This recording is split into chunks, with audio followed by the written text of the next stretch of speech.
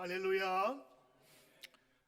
오늘도 요한복음 7장 14절부터 18절에 있는 말씀으로 하나님의 영광을 구할 때 하나님의 뜻을 알게 됩니다. 오늘 이 말씀으로 은혜 나누기를 소망합니다. 우리가 신앙생활을 하면서 많이 듣고 또 많이 사용하는 말이 몇 가지가 있습니다. 하나는 은혜라고 하는 것입니다. grace라고 표현되는 영어로 은혜는 참 많이 사용돼요. 설교 듣고도 은혜 받았습니다. 그리고 감동이 될 때도 은혜가 되었습니다. 이렇게 얘기를 많이 합니다. 또 하나가 하나님께 영광 돌린다라고 하는 말입니다.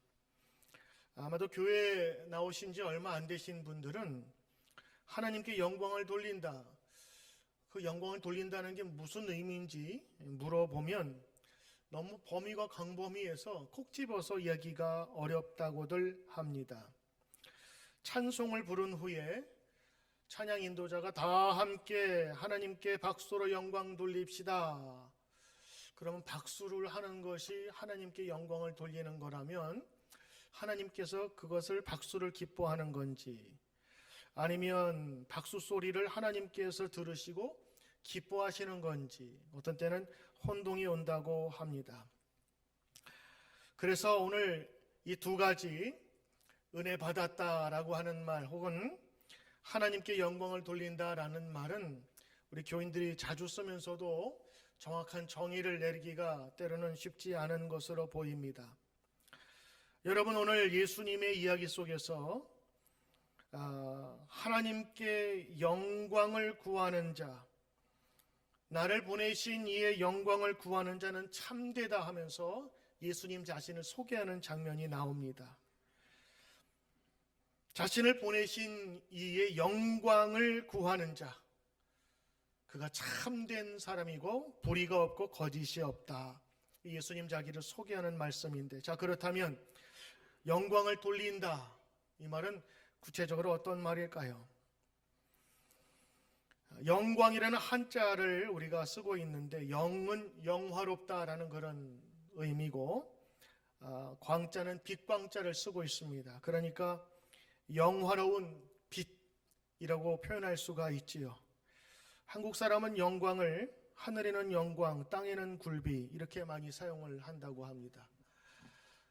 영광스럽기보다는 지역명을 들어서 이렇게 우스갯소리로 표현을 하는데, 영광의 뜻은 명예, 영화, 피, 빛, 그 다음에 이 어떤 것이 일어나다, 그리고 꽃이 피다, 나타나다라는 것들을 이야기한다고 합니다. 반대말을 쓰면 좀 이해가 쉽겠죠. 수치스러움, 불명예, 더러움 등을 이야기할 수가 있겠습니다. 그런데 이 한자의 뜻으로는 의미가 정확하게 와닿지가 않아요. 성경에 우리가 볼 때에 성경을 좀 이렇게 다른 말로 번역했으면 좋겠다 하는 구절들이 몇 가지가 있는데, 그 중에 하나가 요한복음 처음에 나오는 거거든요. 말씀이 육신이 되었다. word, 말씀이 어떻게 육신이 되지? 하나님이 말만 하면 그것이 육신으로 나타나, 이렇게 생각할 수 있지만 요한복음 처음에 나오는 그 말씀의 원래 그 헬라어는 로고스라고 하는 겁니다. 근데 이 로고스는 여러 가지로 번역될 수가 있어요. 말로 번역될 수 있고, 언어도 번역될 수 있고, 진리도 번역될 수 있고, 이성으로도 번역될 수가 있어요. 근데 우리 성경에서는 그것을 word, 말씀으로 되어 있는데, 실제로 그 로고스의 뜻은 그 당시 그리스 로마의 시대에 수많은 신들이 있지 않습니까? 사람처럼 질투하고 미워하고 죽이기까지 하고 전쟁하고 서로 막 앙숙으로도, 그래서 자기의 권력을 차지하는 그런 인간의 모든 속성이 담긴 이 그리스 신화 시대에 그 사람들이 생각하는 어떤 하나의 진리가 있었어요. 이 우주를 아우르고 우주를 다스릴 수 있는 그 큰 능력과 힘, 그게 로고스거든요. 그런데 성경에 보니까 그 그리스 로마 시대에 수많은 신들이 있었던, 섬겼던 그 시대에 그 로고스가 우주 전체를 지배하고 움직이는 그 하나의 거대한 진리가 육신이 되어서 우리 가운데 거하였다. 그것이 바로 예수님이라고 하는. 그래서 이 말씀이라고 번역하기보다는 아마도 진리, 우주의 참된 이치라고 하는 것이 아마 더 맞을지 모르겠어요.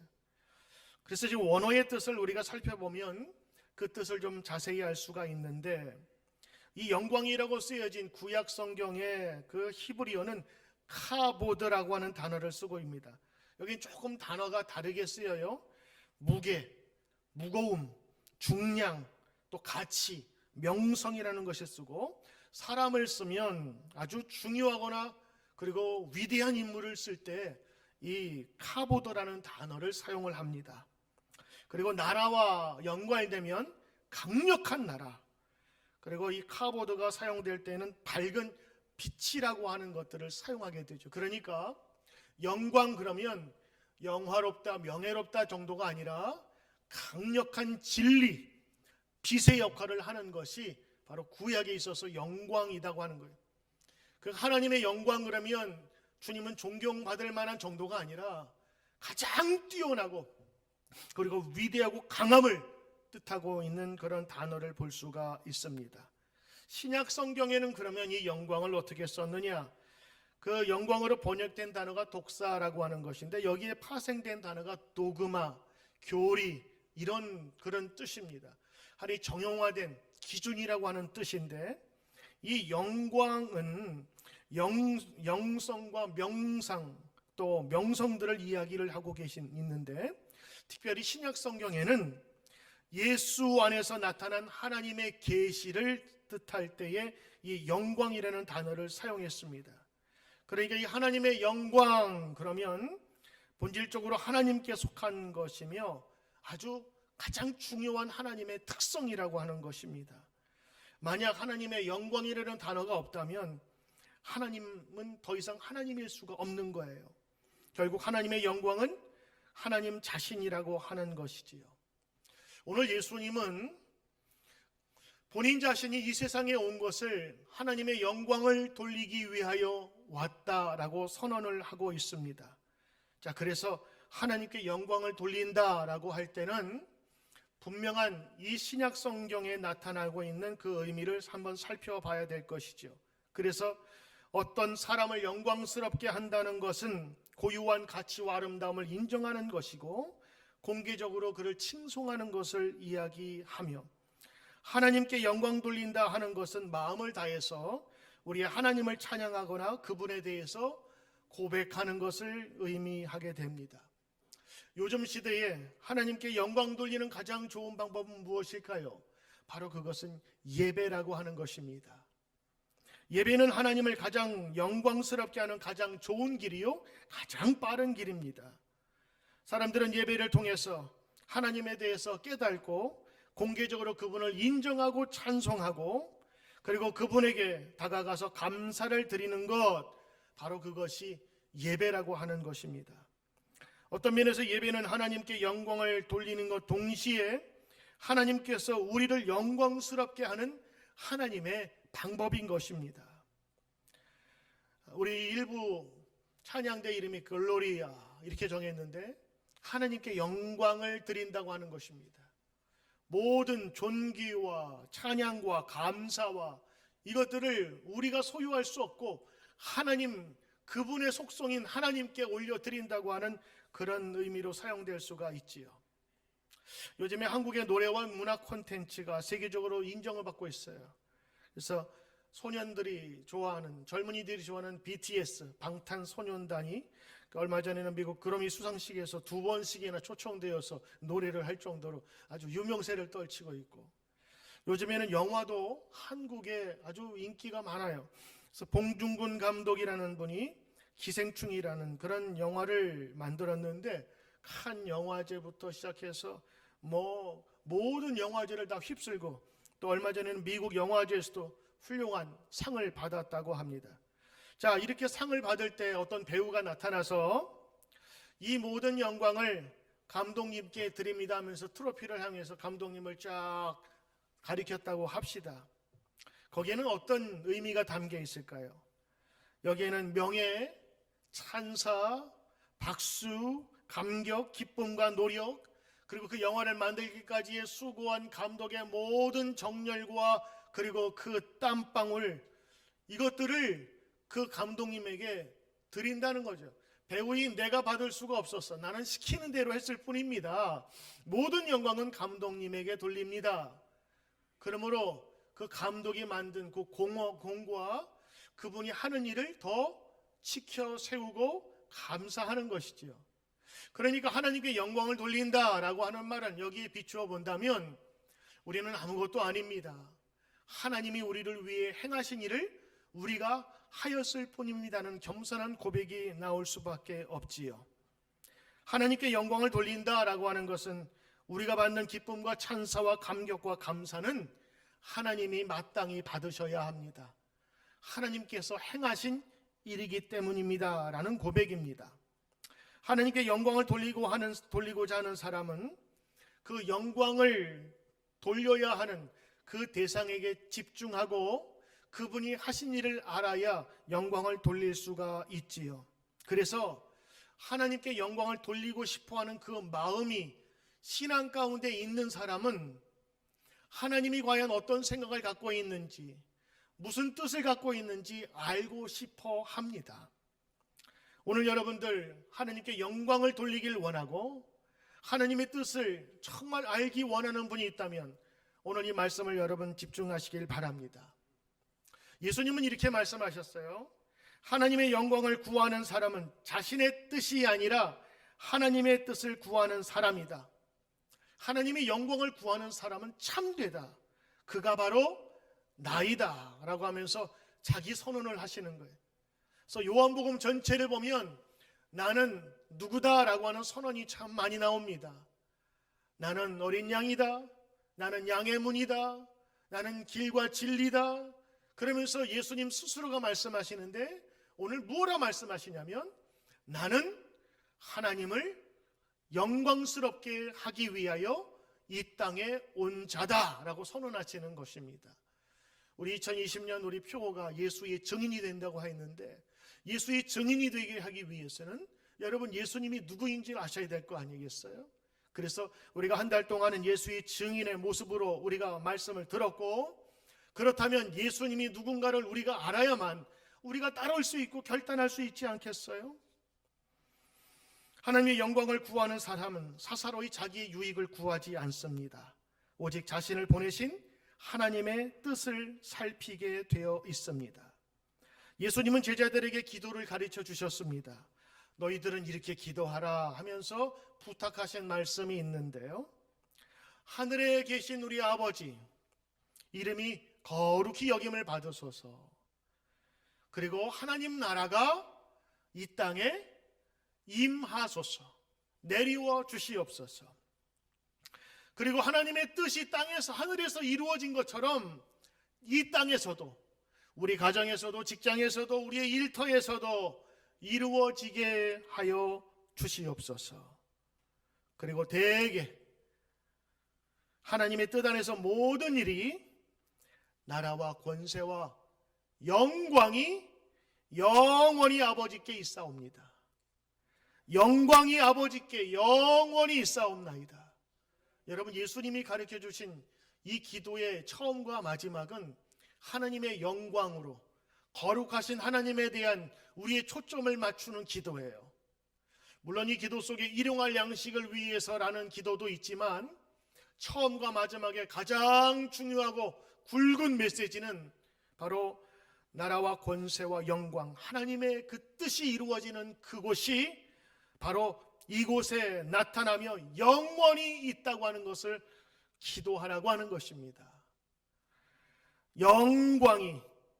영광이 아버지께 영원히 있사옵나이다. 예수님의 이 기도를 가르쳐 주신 그 내용과 예수님의 삶은 일치했습니다.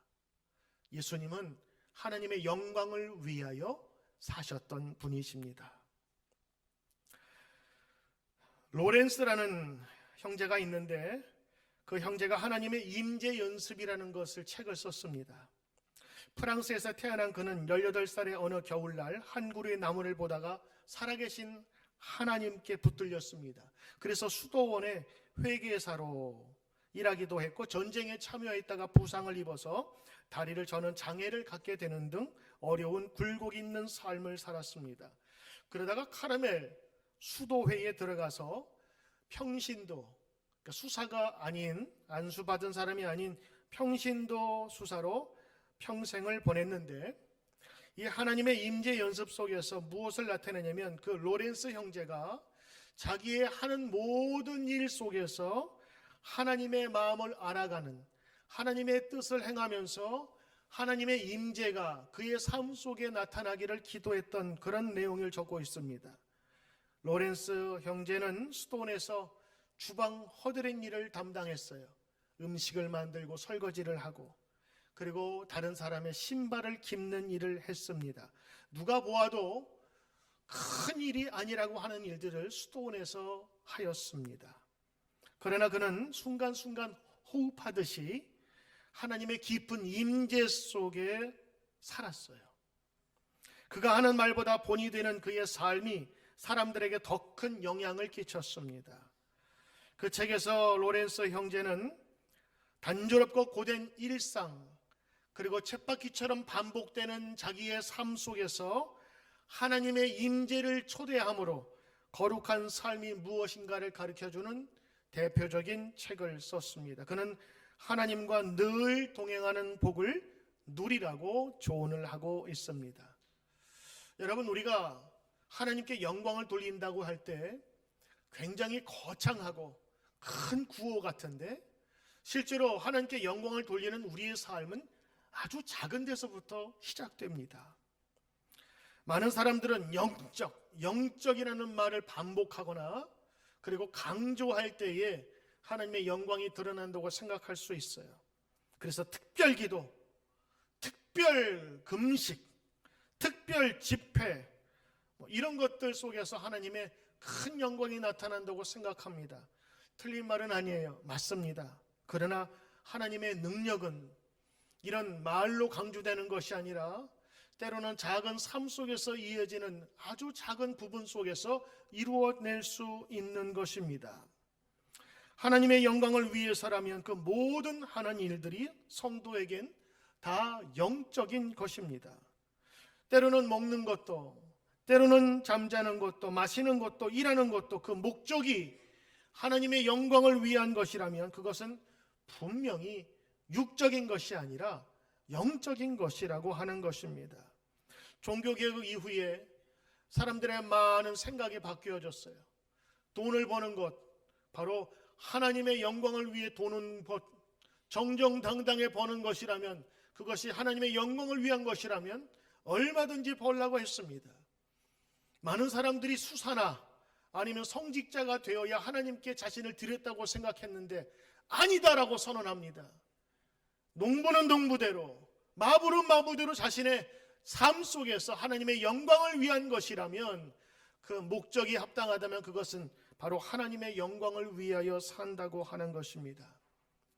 오늘 우리는 예수님께서 하나님의 영광을 위해 오셨다라고 했다면 여러분 그런 마음이 드실 거예요. 나도 하나님의 영광을 위해 살고 싶은데, 근데 나는 맨날 가게에서 가게만 지키고 있어요. 나는 집에서 맨날 애만 키우고 있어요. 나는 맨날 이렇게 허투른 일만 하고 있어요 라고 생각할지 모릅니다. 그러나 여러분, 오늘 하나님의 영광을 돌리는 일은 여러분의 삶 속에서 이루어지는 것입니다. 고린도전서 10장 31절에 너희가 먹든지 마시든지 무엇을 하든지 모두 다 하나님의 영광을 위하여 하라 라고 권면하고 있습니다. 너희가 먹든지 마시든지 무엇을 하든지 우리의 일상입니다. 그 속에서 다 하나님의 영광을 위하여 하라고 하는 것입니다. 어느 주부가 결혼 생활에 회의를 가지기 시작했습니다. 여자로 태어나서 날마다 밥하고 빨래하고 애들 키우는 반복되는 일 속에서 도대체 나는 누군가라고 하는 허무에 빠졌습니다. 위기를 느낀 그녀는 매일 성경 구절을 적어서 싱크대 앞에 놓고 암송하기 시작했습니다. 고린도전서 10장 31절 너희가 먹든지 마시든지 무엇을 하든지 다 하나님의 영광을 위하여 하라. 며칠이 지난 어느 날 이 성경 구절이 가슴을 쳤습니다. 빨래를 개면서 그 말씀을 읽는 순간 그녀는 깨닫게 되었습니다. 비록 반복되는 허투른 일이라 할지라도 내가 이것을 하나님의 영광을 위해서 한다면 회의를 느낄 필요가 없다고 하는 것이었습니다. 저 맨하탄 중심부의 큰 빌딩에서 폐차를 달고 매일매일 롱아일랜드 익스프레스를 타고 출퇴근을 하면서 그리고 합당한 샐러리를 받아야 가지고 그래야만 가치 있고 능력 있는 하는 것이라고 생각했던 그녀가 생각을 고쳐먹게 되었던 것입니다. 밥을 하고 빨래를 하고 아이들을 키우는 일, 작은 일, 사소한 일 같지만 하나님에 대한 목적을 두었을 때 그는 매일매일 반복된 일들이 소중하고 의미 있게 다가오게 되었다 합니다. 고린도전서 10장 31절, 먹든지 마시든지 무엇을 하든지 다 하나님의 영광을 위하여 하라고 하라.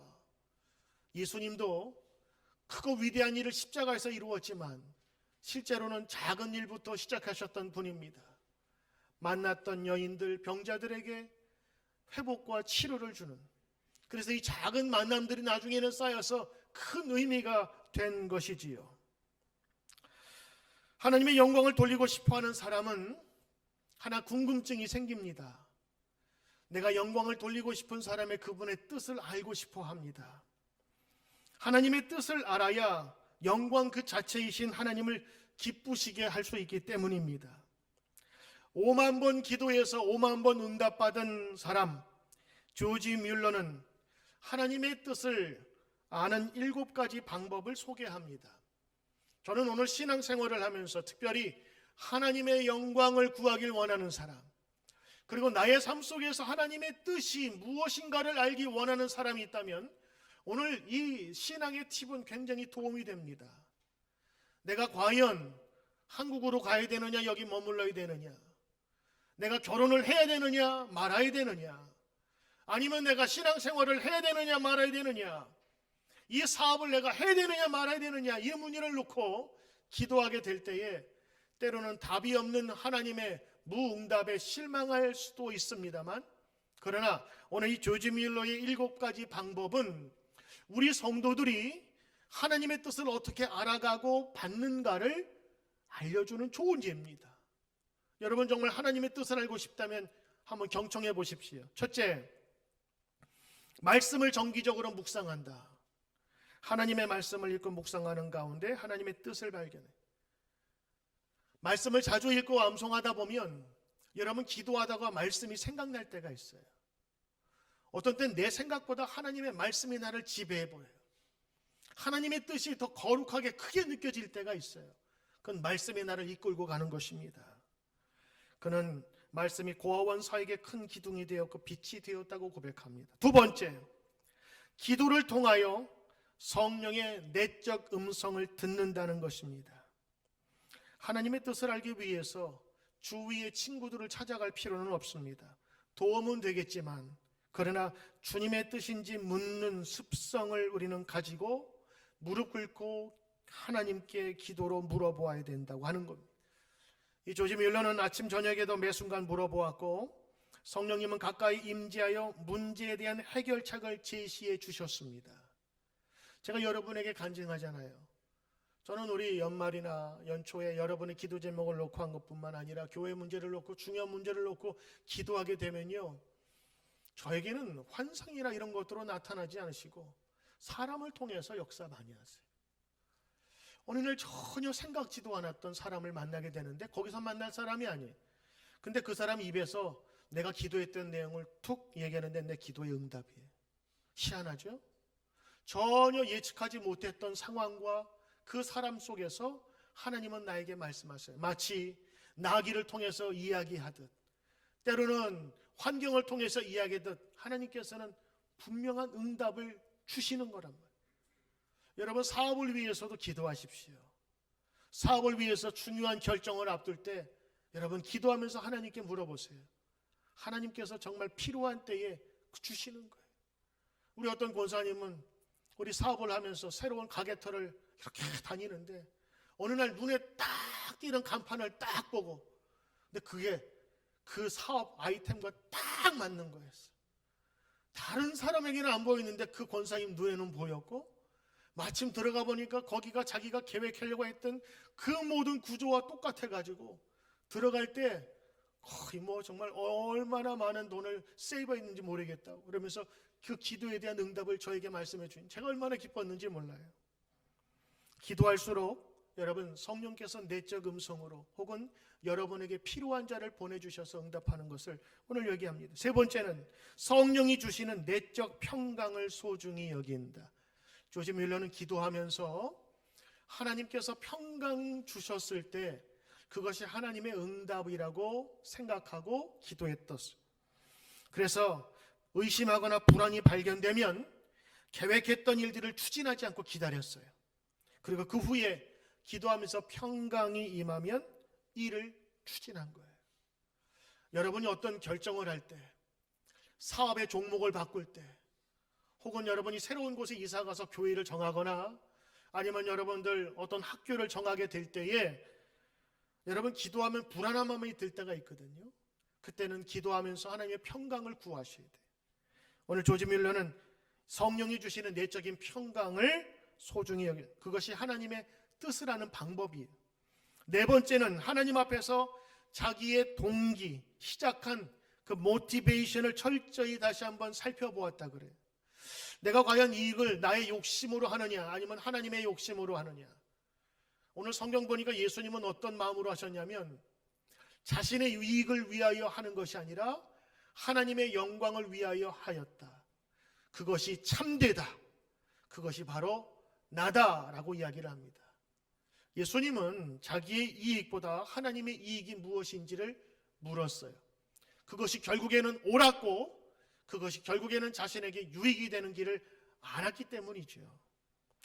다섯 번째는 주님 한 분만을 의뢰하며 바라보았답니다. 하나님을 바라보는 것과 하나님의 뜻을 하는 것과는 무슨 상관이 있느냐? 여러분 굉장히 연관성이 있습니다. 왜냐? 하나님의 뜻은요 하나님의 뜻에 맞게 나타날 때가 많아요. 내가 원하는 때가 아니라 하나님 원하는 때에 나타날 때란 말이죠. 그래서 우리들 기도하다가도 쉽게 나타나지 않으면 울상이었다가 응답되면 쉽게 웃다가 여러분 예전에 맥도날드 선전 보실 기억나세요? 어떤 애기가 이렇게 깔깔깔깔 웃다가 여러분 이거 보면서 이게 탁 보면 저희가 뭐 저 창문 너머에 맥도날드 그 상표가 보이니까 막 웃다가 안 보이면 시무룩하고 이게 이제 거기에 그 카피 이렇게 쭉 나오는데 결국에는 맥도날드로 오라는 얘기죠.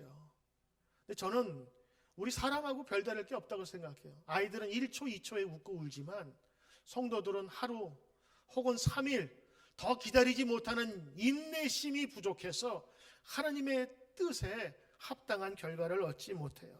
그래서 오늘 조지 뮬러의 이 조언은 참 저에게도 다시 한번 하나님의 뜻을 바라보는데 좋은 팁이라 생각합니다. 주님 한 분만을 의뢰하며 바라본다. 이거는 성도의 인내를 뜻합니다. 여섯 번째, 성령 안에서 일을 진행해 나간다. 오늘 여러분 성경 말씀을 읽으신 것과 똑같은 거예요. 자기 자신을 의지하지 않고 성령 의지하며 하나님께 물어보며 그 안에서 행하시는 거예요. 그러면 그때그때마다 하나님께서 우리를 수정해 주시고 치료해 주시고 고쳐 주시는 거예요. 일곱 번째, 하나님의 손길을 주의 깊게 바라본다라고 하는 것입니다. 하나님께서 하나님의 뜻에 합당하지 않을 때는 환경을 통해서 막으시는 경우도 있는 거예요. 내 환경과 주변을 보면서 하나님께서 나를 어떻게 인도하시는가를 그래서 직접 말씀하시지 않으시고 내 주변을 통해서 돌아보는 것을 내가 잘 살펴보면서 바라보게. 그래서 하나님의 뜻을 바라본다고 하는 것입니다. 오늘 예수님은 하나님의 뜻을 받들어 이 세상에 오셨고 그리고 하나님의 영광을 위하여 그의 온 인생을 거셨습니다. 그러나 그것이 참된 길이고 가장 빠른 길이고 복된 길임을 예수님 아셨기 때문입니다. 자신의 욕심과 이상 실현보다 하나님의 뜻을 구할 때 우리는 하나님께 영광을 돌릴 수가 있는 것입니다. 많은 사람들이 하나님께 영광 돌린다고 이야기를 하고 싶어 하지만 정작 영광을 돌린다는 것이 어떤 방법인지 몰라서 못하는 분들이 참 많이 계십니다. 이제 우리는 예수님의 자기 선포를 돌아보아야 할 때입니다. 예수님 스스로 말씀하십니다. 자신에 대해 선포를 하시는 거예요. 나는 나 보내신 하나님의 영광을 구하는 사람이다. 나는 나 보내신 하나님의 뜻을 이루기 위하여 행하는 사람이다.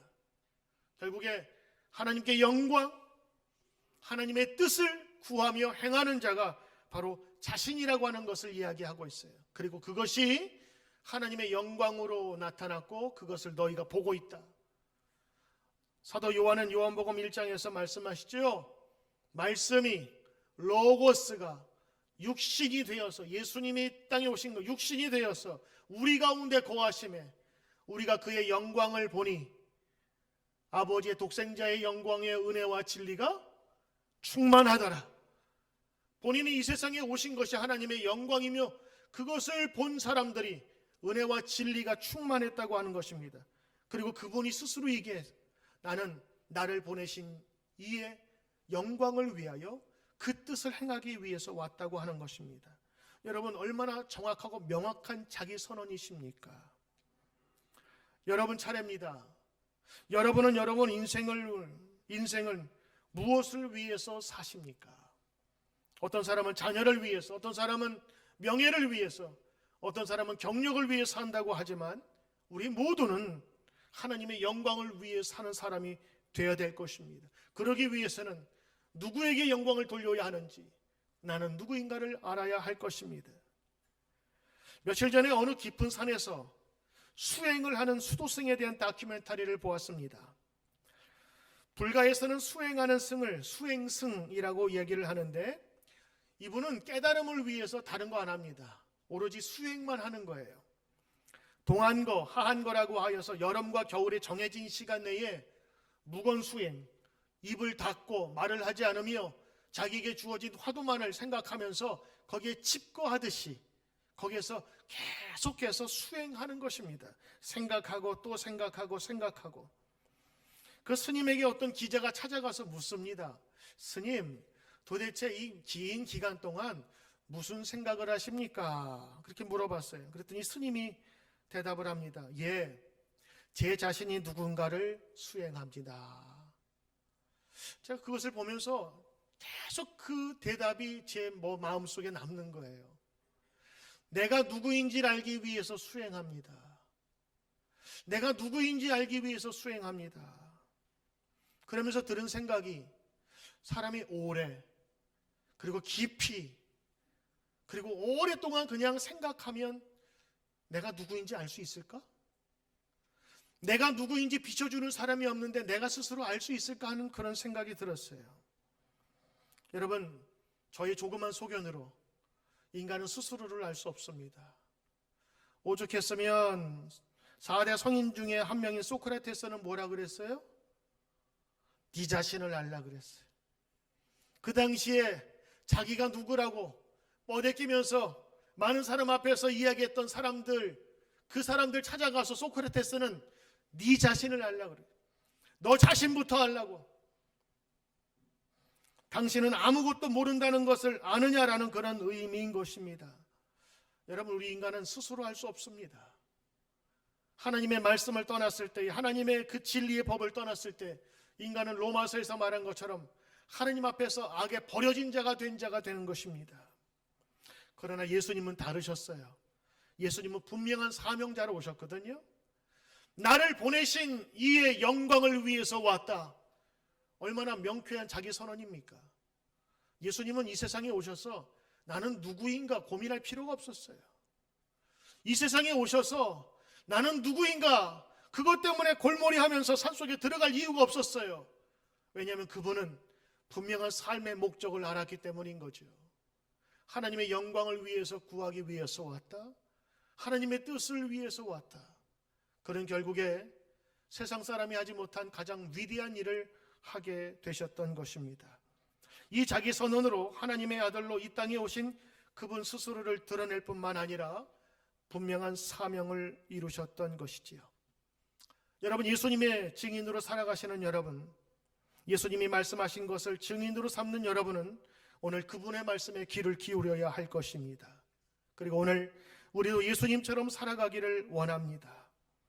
예수님은 하나님의 영광을 위해 사셨고 그러기 위해서 하나님의 뜻을 구하며 사셨던 분입니다. 저는 오늘 성경 몇 구절을 여러분에게 말씀드릴까 합니다. 고린도전서 10장 31절 그런즉 너희는 먹든지 마시든지 무엇을 하든지 다 하나님의 영광을 위하여 하라. 고린도전서 6장 19절 너희 몸은 너희가 하나님께 받은 바 너희 가운데 계신 성령의 전인 줄 알지 못하느냐. 너희는 너희 자신 것이 아니니라. 값으로 산 것이 되었으니 그런즉 너희 몸으로 하나님께 영광을 돌리라. 하나님께 영광을 돌리는 사람은 인생을 허비하지 않습니다.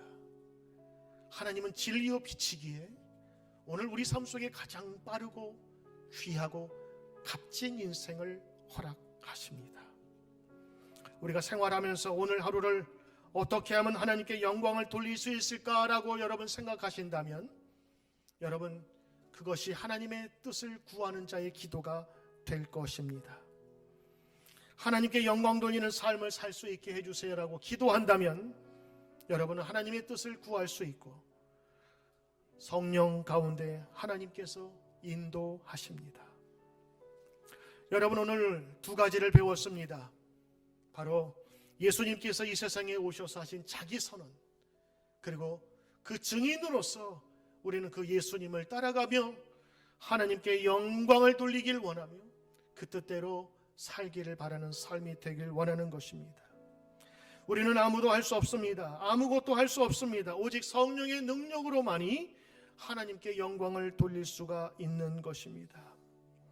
로마서 12장 1절 그러므로 형제들아 너희는 이 세대를 본받지 말고 오직 마음을 새롭게 하여 변화를 받아 하나님의 선하시고 기뻐하시고 온전하신 뜻이 무엇인지 분별하도록 하라. 오늘 우리에게 주시는 말씀입니다. 하나님의 선하시고 기뻐하시는 뜻이 무엇인가 잘 살피라 하는 것입니다. 오늘 예배를 드리며 말씀을 듣는 여러분들, 오늘 예수의 증인으로 예수님께서 이 세상에 사셨던 그 모습으로 우리 담기를 원합니다.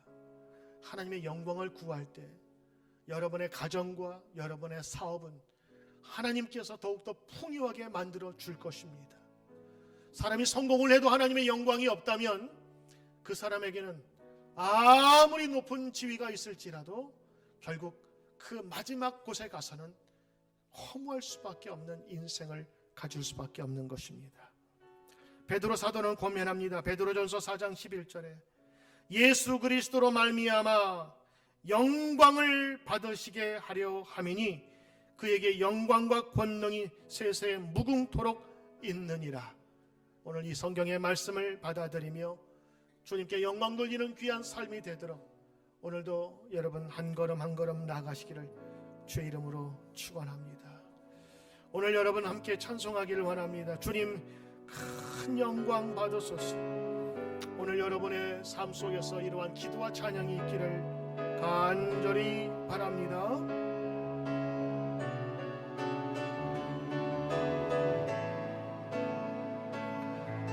주님 큰 영광 받으소서. 홀로 찬양 받으소서.